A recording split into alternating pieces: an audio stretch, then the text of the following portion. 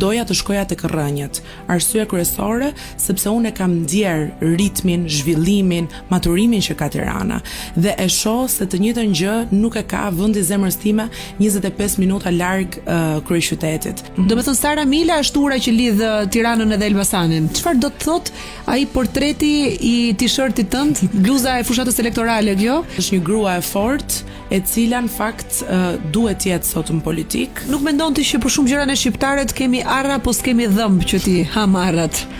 Është e vërtet. Neve na mungon dikush që të rritë koka edhe të thotë je duke e bërë mirë, vazhdo kështu dhe mos dëgjo anash. Kundërshtarët e tu politik që në këto hapa të parë s'të kanë kushtyer.